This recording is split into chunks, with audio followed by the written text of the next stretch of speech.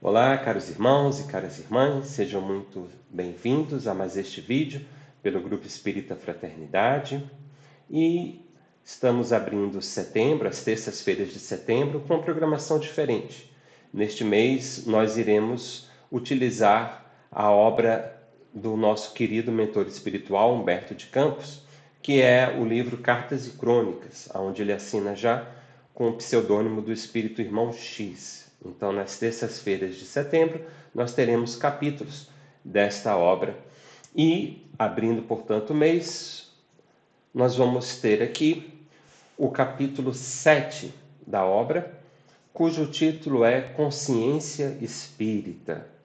É um capítulo bem interessante, eu diria que extremamente atual e bastante preocupante para todos nós que nos interessamos pela doutrina espírita, mas por que não dizer para todos nós que abraçamos o cristianismo e mesmo para todos nós que almejamos sermos pessoas melhores para nós e para a comunidade aonde vivemos. Então, este é um capítulo que, independente da sua crença religiosa, da sua orientação filosófica, ele traz reflexões bastante válidas, bastante atuais, para que possamos nos tornarmos melhores.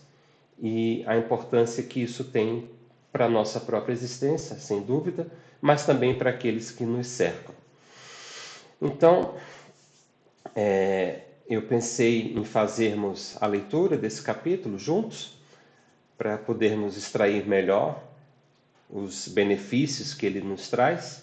Mas antes, lendo esse capítulo, me faz automaticamente remeter a uma outra passagem de uma obra que, em termos cronológicos, é anterior a essa, posto que Cartas e Crônicas, se não me engano, é uma obra de 1966.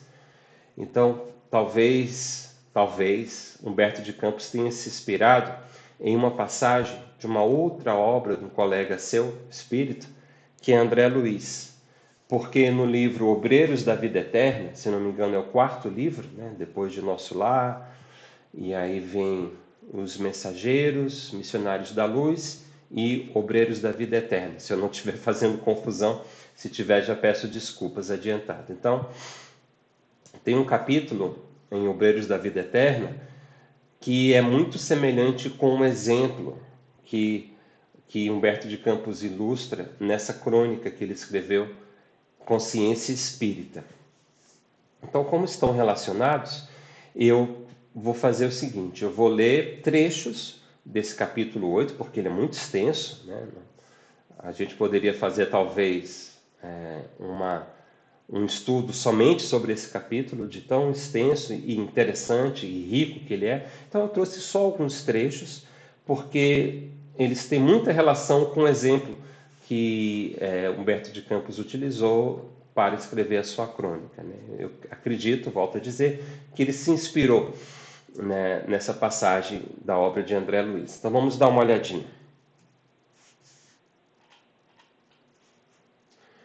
Então, capítulo 8, Obreiros da Vida Eterna. Só um pequeno contexto, perdão. Esse livro trata, em grande parte, da experiência que André Luiz teve em um posto de atendimento espiritual avançado no Umbral, chamado Casa Transitória Fabiano de Cristo. E eles estão numa região que iria passar por um processo de, vou usar um termo chulo, né, de limpeza espiritual, né, onde toda aquela região seria varrida por raios de energia para aliviar a psicosfera, né, que estava muito pesada, muito densa nessa região, e também desmembrar, né, as estruturas de espíritos endurecidos que perseguiam e aprisionavam almas infelizes, né, espíritos infelizes durante muito tempo. Então, eles já foram alertados de que esse processo está próximo de ocorrer, então eles montam uma equipe e se direcionam para uma área dessa região onde eles se encontram, para ver se conseguem resgatar alguns espíritos que já estariam aptos, né, a receberem esse socorro. né? Então eles montam uma comissão chefiada pela irmã Zenóbia, que é a dirigente espiritual da Casa Transitória Fabiana de Cristo. Então, esse pequeno contexto, sem dar spoiler para quem ainda não conhece a obra, para ficar mais fácil a compreensão. Então vamos lá. Completa a comissão de serviço de que Zenóbia se fazia acompanhar, pusemo-nos em marcha, abeirando-nos do vale de treva e sofrimento. A sombra tornava-se de novo muito densa e não se conseguia divisar o recôncavo. Frases comovedoras, porém, subiam até nós. Dolorosos ais, blasfêmias, imprecações. Guardava a ideia de que vastíssimo agrupamento de infelizes se rebolcava no solo, embaixo. Os impropérios infundiam receio, contudo, os gemidos ecoavam-me angustiosamente na alma. Em seguida, 10 cooperadores, obedecendo-lhe as ordens, acenderam focos de intensa luz. Contemplamos então, sensibilizados e surpresos, monstruoso quadro vivo. Vasta legião de sofredores cobria o fundo, um pouco abaixo de nossos pés. A rampa que nos separava não era íngreme, mas compacto e enorme o lamaçal. Em face da claridade brusca, muitas vozes suplicaram socorro, em frases angustiosas que nos cortavam a alma. Outras, porém, faziam-se ouvir, diferentes. Vociferavam blasfêmias, ironias, condenações. Destacando-se umas das outras, as súplicas proferidas evidenciavam a presença de adeptos de variados credos religiosos, conhecidos na crosta. E os espíritas não faltavam no triste concerto. Determinada senhora, de porte respeitável, cabelos revoltos e fundas chagas no rosto, deprecou chorosa. Espíritos do bem, auxiliai-me. Eu conheci Bezerra de Menezes na terra. Aceitei o espiritismo. No entanto, ai de mim. Minha crença não chegou a ser fé renovadora. Dedicava-me à consolação, mas fugia à responsabilidade. A morte atirou-me aqui, onde tenho sofrido bastante as consequências do meu relaxamento espiritual. Socorrei-me, por Jesus. Então, é essa passagem. E assim, primeira vez que eu li, quando eu reli, toda vez que eu leio novamente, eu fico bastante impressionado por esse trecho que está aqui no slide, particularmente, né? Porque quando a gente conhece menos a doutrina espírita, a gente pode, normalmente, né, os primeiros contatos com o espiritismo, eles tocam muito fundo no nosso aspecto racional do processo, né? Porque à medida que a gente estuda, a gente percebe a lógica, né, que permeia toda a estrutura da doutrina espírita, né? Os seus conceitos, eles estão todos encadeados e fazem muito sentido, né? Então, né, é natural que a maioria de nós fique deslumbrada, né, com a beleza da doutrina espírita e com a sua superioridade, né, pela própria clareza inequívoca que ela traz. E imaginemos que quem abraça o espiritismo e estuda e se dedica a conhecê-lo, a gente imagina que uma pessoa assim tem uma sorte melhor, vamos colocar nesses termos, quando desencarna, né? E eu creio que provavelmente essa foi a primeira obra que eu li aonde eu encontrei um relato de espíritas em condição de grande sofrimento espiritual. Aliás, minto, Missionários da Luz, se eu não me engano, também já tem esse tipo de narrativa, mas em outro plano, né? No caso, são médiuns falidos, né, que estão no nosso lar. Aqui é pior, porque aqui, por exemplo, nessa senhora, uma espírita, que está nessa região de profundo sofrimento, né? E uma das coisas que mais nos choca é justamente ela dizer que conheceu Bezerra de Menezes na Terra, né? O apóstolo do Espiritismo no Brasil desencarnou em 1901, mais ou menos, né? Então dá para ter uma ideia de quando ela deve ter desencarnado, né? E então, espírita, conheceu Bezerra de Menezes, que era um exemplo vivo de amor, de caridade, de doação, enfim, dessas qualidades que a gente gostaria tanto de conquistar para nós.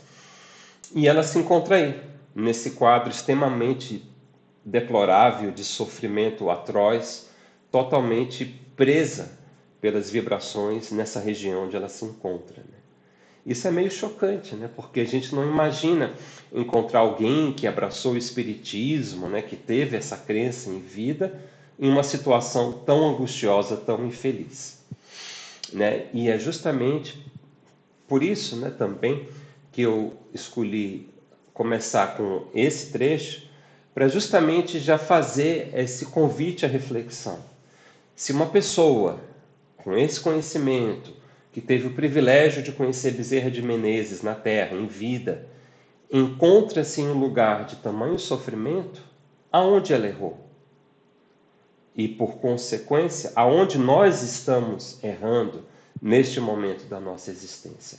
E o que fazer para que não venhamos a ter uma sorte semelhante à dela quando atravessarmos os umbrais da vida, né? Então, eu acho que isso já dá um sinal de alerta para que nós estejamos mais atentos à nossa situação. Bom, então, sem mais demoras, sem mais delongas, sem mais demora, vamos iniciar a leitura do capítulo 7, essa crônica interessantíssima, intitulada Consciência Espírita, que Humberto de Campos nos trouxe pelo pseudônimo de Irmão X.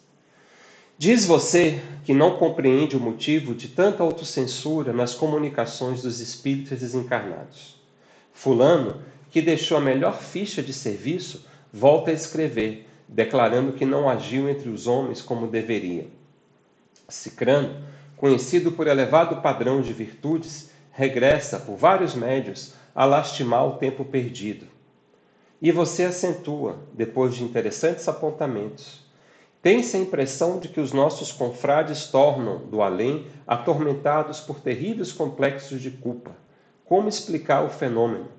Então, acho que já fica mais claro por que eu escolhi justamente esse exemplo agora do livro Obreiros de Vida Eterna, né? Porque se aquela senhora pudesse psicografar uma mensagem, seria na tônica desses daí. E quem a conheceu pelas obras de caridade, que ela de fato fazia, ela mesmo reconhece, só voltar aqui rapidinho, ela reconhece, né, que dedicava-me à consolação, né? Então, era uma pessoa que se dedicava a serviços de assistência ao próximo, né? Então, talvez quem pudesse receber uma mensagem dessa senhora ficaria espantado com a situação dela, apesar de externamente ela parecer ser uma pessoa tão dedicada ao espiritismo e à causa espírita, e à causa do amparo ao próximo. Creia, meu caro, que nutro pessoalmente pelos espíritas a mais enternecida admiração. Infatigáveis construtores do progresso, obreiros do cristianismo redivivo. Tanta liberdade, porém, receberam para a interpretação dos ensinamentos de Jesus que, sinceramente, não conheço neste mundo pessoas de fé mais favorecidos de raciocínio ante os problemas da vida e do universo. Carregando largos cabedais de conhecimento, é justo, guardem eles, a preocupação de realizar muito e sempre mais a favor de tantos irmãos da terra, detidos por ilusões e inibições no capítulo da crença. Conta-se que Allan Kardec, antes que eu comece o parágrafo, perdão, ele coloca esse texto, esse último parágrafo, e nós podemos lê-lo com a interpretação de um certo reconhecimento, mas, pelo menos na minha percepção, não sei se vão concordar comigo, mas tem uma ponta de ironia nisso que ele fala, tem uma ponta de sarcasmo, porque no fundo ele está dizendo que, já que nós temos acesso a uma doutrina que nos permite compreender Jesus, né, como ele coloca aqui, com tanta liberdade, né, porque temos a nossa fé favorecida pelo raciocínio claro, que, já que conhecemos tanto e compreendemos tão bem Jesus, pelo menos teoricamente mais que os irmãos de outras filosofias cristãs, é natural que se espere que nós façamos muito mais do que eles, não? Já que temos acesso a um conhecimento mais lapidado, mais aprofundado, mais límpido do que talvez tenham os irmãos de outras correntes cristãs. Então ele coloca isso no tom de ironia e dá sequência a essa linha de pensamento, justamente narrando essa passagem que a gente lê agora. Conta-se que Allan Kardec, quando reunia os textos de que nasceria o Livro dos Espíritos, recolheu-se ao leito certa noite, impressionado com o sonho de Lutero, de que tomara notícias. O grande reformador, em seu tempo, acalentava a convicção de haver estado no paraíso, colhendo informes em torno da felicidade celestial. Comovido, o codificador da doutrina espírita, durante o repouso, viu-se também fora do corpo, em singular desdobramento. Junto dele, identificou um enviado de planos sublimes que o transportou de chofre à nevoenta região, onde gemiam milhares de entidades em sofrimento estarrecedor. Soluços de aflição casavam-se a gritos de cólera, blasfêmias seguiam-se a gargalhadas de loucura. Allan Kardec lembrou os tiranos da história. Então, percebam, né, nesse parágrafo, né, algo semelhante a justamente o trecho que eu trouxe do livro Obreiros da Vida Eterna. Né? Provavelmente, irmão X, Humberto de Campos, inspirou-se nessa passagem. Mas seguindo. Atônico, Kardec lembrou os tiranos da história e inquiriu espantado. Jazem aqui os crucificadores de Jesus? Nenhum deles, informou o guia solícito. Conquanto responsáveis, desconheciam, na essência, o mal que praticavam. O próprio mestre auxiliou-os a se desembaraçarem do remorso, conseguindo-lhes abençoadas reencarnações em que se resgataram perante a lei. E os imperadores romanos, de certo, padecerão nestes sítios aqueles mesmos suplícios que impuseram à humanidade. Nada disso. Homens da categoria de Tibério ou Calígula não possuíam a mínima noção de espiritualidade. Alguns deles, depois de estágios regenerativos na Terra, já se elevaram a esferas superiores, enquanto que outros se demoraram, até hoje, internados no campo físico, à beira da remissão. Acaso andarão presos nestes vales sombrios, tornou o visitante, os algozes dos cristãos nos séculos primitivos do Evangelho? De nenhum modo, replicou o lúcido acompanhante. Os carrascos dos seguidores de Jesus, nos dias apostólicos, eram homens e mulheres quase selvagens, apesar das tintas de civilização que ostentavam. Todos foram encaminhados à reencarnação, para adquirir instrução e entendimento. O codificador do Espiritismo pensou nos conquistadores da antiguidade, Átila, Aníbal, Alarico I, Gengis Khan. Antes, todavia, que enunciasse nova pergunta, o mensageiro acrescentou, respondendo-lhe a consulta mental. Não vagueiam por aqui os guerreiros que recordas. Eles nada sabiam das realidades do espírito e, por isso, recolheram piedoso amparo, dirigidos para o renascimento carnal, entrando em lides expiatórias conforme os débitos contraídos. Então dize-me, rogou Kardec emocionado, que sofredores são estes, cujos gemidos e imprecações me cortam a alma? E o orientador esclareceu, imperturbável. Temos juntos de nós os que estavam no mundo plenamente educados quanto aos imperativos do bem e da verdade, e que fugiram deliberadamente da verdade e do bem, especialmente os cristãos infiéis de todas as épocas, perfeitos conhecedores da lição e do exemplo do Cristo, que se entregaram ao mal por livre vontade. Para eles, um novo berço na terra é sempre mais difícil. Chocado com a inesperada observação, Kardec regressou ao corpo e, de imediato, levantou-se e escreveu a pergunta que apresentaria na noite próxima ao exame dos mentores da obra em andamento e que figura como sendo a questão número 642 de O Livro dos Espíritos. Para agradar a Deus e assegurar sua posição futura, bastará que o homem não pratique o mal? Indagação esta a que os instrutores retorquiram: não. Cumpre-lhe fazer o bem, no limite de suas forças, porquanto responderá por todo o mal que haja resultado de não haver praticado o bem.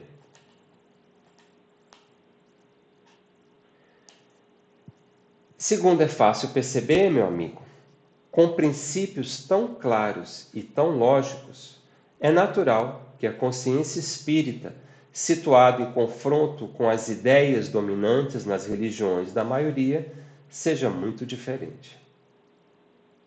E fim desse capítulo. Então, essa é a crônica que irmão X, Humberto de Campos, escreveu e deixou para nossa reflexão.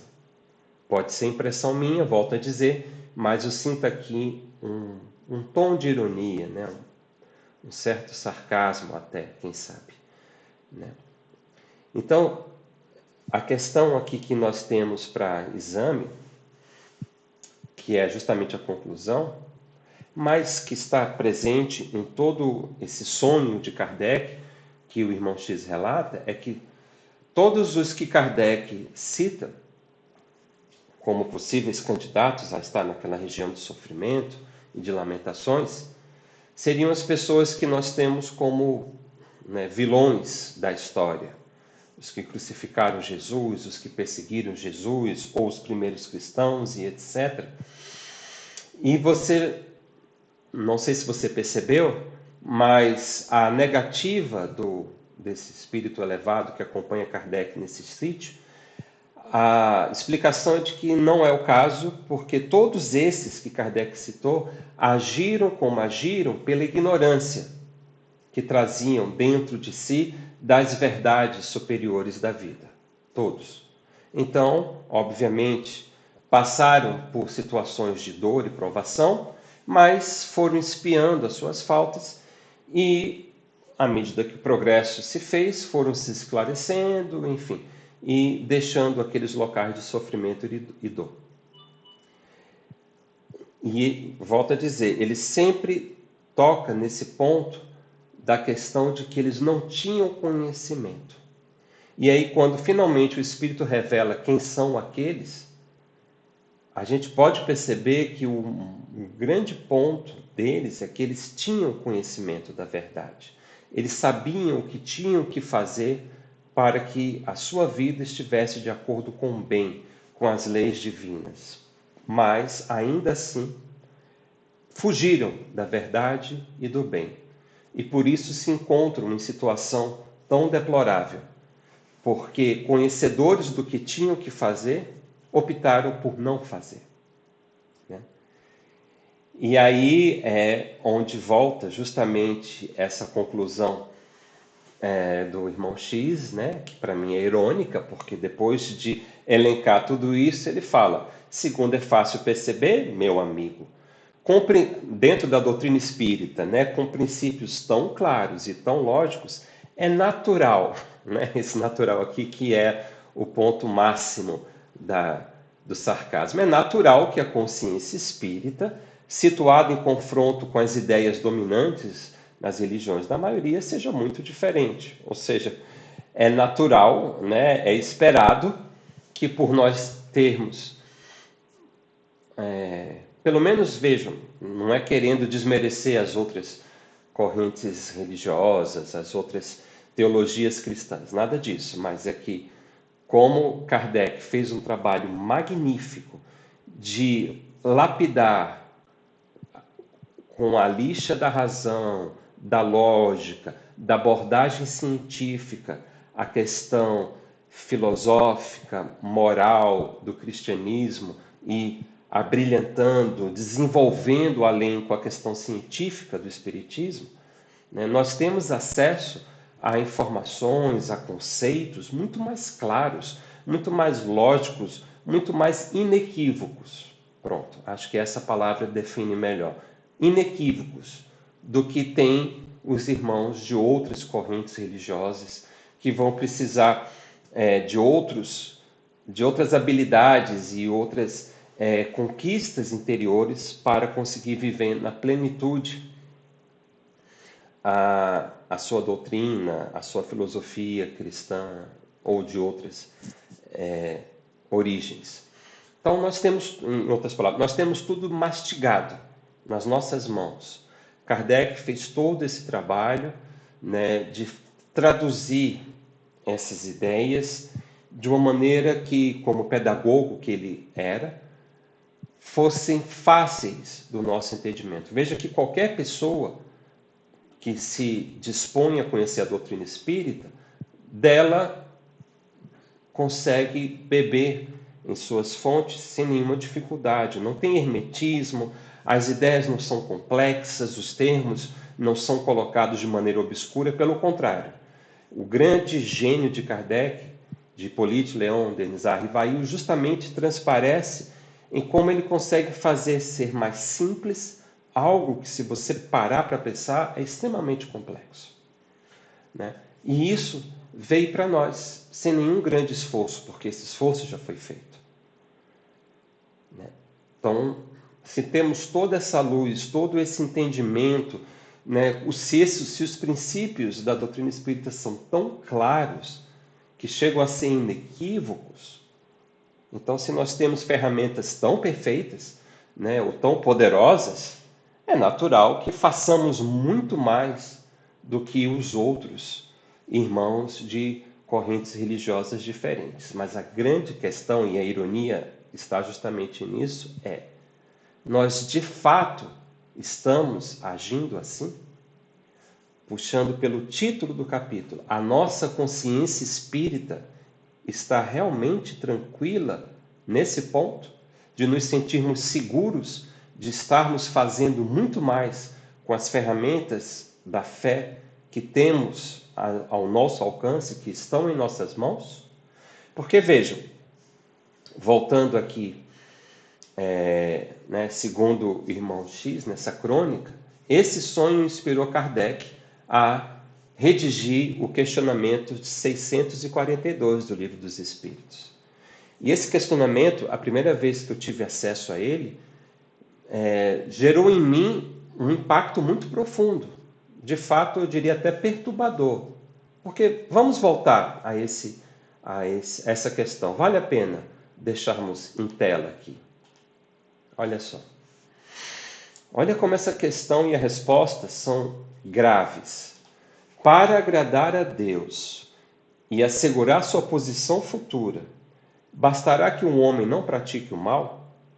Veja, a própria questão, ela já, né, e aí a gente percebe mais uma vez o brilho de Kardec, né, porque já tem aquele ditado popular, né, ou aquela frase de domínio popular que diz que o importante não é a resposta certa, mas a pergunta certa, né? Porque é a pergunta que orienta, que dirige a nossa busca. E aqui a pergunta é sensacional, porque para muitas pessoas, até hoje em dia, para muitos espíritas, até hoje em dia, a preocupação é: eu não faço mal. Não faço mal a ninguém. Se eu não faço mal a ninguém, eu estou agindo dentro dos princípios das leis de Deus, né? Eu não estou infringindo as leis de Deus porque eu uso toda a minha energia para não fazer o mal a ninguém. E aí é uma questão que, se a gente for voltar mais atrás, muito mais atrás, a gente vai ver que Jesus já fala a mesma coisa. Quando ele diz que devemos fazer ao próximo tudo aquilo que gostaríamos que o próximo nos fizesse. Eu não sei o quanto é verdade o que eu li, mas eu li uma vez um artigo que explicava que essa ideia ela já estava presente nos livros antigos, nas obras do Antigo Testamento. Agora eu não vou saber citar qual, mas se eu não me engano é um dos 5 livros, né, atribuídos a Moisés. Em um deles tem uma passagem, um ensinamento que diz que nós não devemos fazer ao próximo aquilo que nós não queríamos que o próximo nos fizesse. Então, essa máxima já era do conhecimento da época de Jesus. O que ele fez foi mudar a intenção. Porque, veja, essa intenção me permite que eu tenha uma vida plenamente egoísta. Ou seja, eu não faço nada ao próximo de mal, mas também não faço nada de bom. Eu não ajudo. Se eu ver alguém caindo na minha frente, eu desvio o meu passo para não pisar nele e sigo adiante. Não fui eu que derrubei aquela pessoa, não tenho nada a ver com aquela situação. Porém, Jesus inverte a construção dessa frase porque nos coloca na obrigação ativa de fazer o bem. Quando ele diz que nós devemos fazer ao próximo aquilo que nós queríamos que o próximo nos fizesse. Ou seja, toda vez que eu tiver a oportunidade de fazer o bem, eu devo fazê-lo. É isso que Jesus disse. E é justamente isso que Kardec pergunta. Ele pergunta se a máxima do Antigo Testamento é suficiente para nos aproximar de Deus, né? O texto está muito claro nisso. Para agradar a Deus e assegurar sua posição futura, ou seja, uma posição melhor, mais feliz, bastará que o homem não pratique o mal? E a resposta é profunda, brilhante, mas, né, contemplando a nossa pequenez espiritual atual, é também um tanto quanto desesperadora. A resposta é não. Cumpre-lhe fazer o bem no limite de suas forças, porquanto responderá por todo o mal que haja resultado de não haver praticado o bem. Olha, fazer o bem a gente até faz de vez em quando, mas fazer o bem no limite de suas forças, se a gente tentar imaginar essa frase aplicada literalmente na nossa vida, fica muito claro, pelo menos eu acredito, para mim, sem sombra de dúvidas, eu acredito que para boa parte dos que nos ouvem, que a gente está muito longe disso, né? Falando de mim, pelo menos, né? Eu consigo fazer o bem de vez em quando, mas no limite das minhas forças, acho que nunca fiz isso, em toda a minha existência. Então, realmente, a minha consciência espírita precisa estar mais atenta, mais alerta. Porque, veja, nós somos co-criadores com Deus. Porque, como suas criaturas, nós também somos força transformadora do universo. Somos força transformadora do nosso planeta. A tal badalada era de regeneração, ela não vai vir por um passe de mágica. Ela vai vir através do nosso trabalho ativo no bem. Nós, humanidade do presente, estamos incumbidos de trabalhar o nosso planeta para que ele galgue o patamar de mundo de regeneração. E como isso é feito? Está aí a questão 642, para não deixar nenhuma dúvida. Então, é realmente um alerta muito sério, porque se nós somos instrumentos da criação, somos co-criadores, se é através de nós que vai ocorrer a transformação planetária, a transição planetária, toda vez que eu tenho a oportunidade de fazer o bem, quer dizer que Deus me coloca naquela situação para que eu ajude o próximo, para que eu colabore com a melhoria do nosso planeta. E se eu não o faço, qualquer consequência que haja dessa minha escolha de não agir, é minha responsabilidade. Então, se, por exemplo, um colega de trabalho me procura para expor um problema e eu alego que não tenho tempo, a consolação que ele teria vinda de mim não vai ocorrer. E o desespero que ele se deixar envolver por conta disso será também minha responsabilidade. Então, é muito sério. E nós precisamos estar muito atentos, porque não vamos poder alegar depois, diferente do que os personagens que Kardec citou em seu sonho, não vamos poder alegar depois desconhecimento. Ah, mas eu não sabia que eu tinha que fazer o bem nesse grau de comprometimento. Nós sabemos. E o que nós fazemos do nosso conhecimento? Qual o comprometimento que nós estamos dispostos a ter com a seara de Deus, tendo em nossas mãos esse instrumento poderoso para o trabalho no bem, que é a doutrina espírita, que fortalece a nossa fé, que aclareia o nosso raciocínio e nos indica o caminho que devemos seguir. Nada mais falta para o nosso conhecimento. O que falta é a nossa disposição, é a nossa boa vontade, é o nosso compromisso com o convite de Jesus. Esse é o ponto principal. Então, na nossa consciência como espíritas, devemos nos questionar diariamente: eu estou realmente fazendo bem no limite das minhas forças? E caso eu não esteja, o que falta em mim para ter esse nível de comprometimento? E se ainda ficou alguma dúvida, lembremos-nos da própria parábola que Jesus contou do bom samaritano.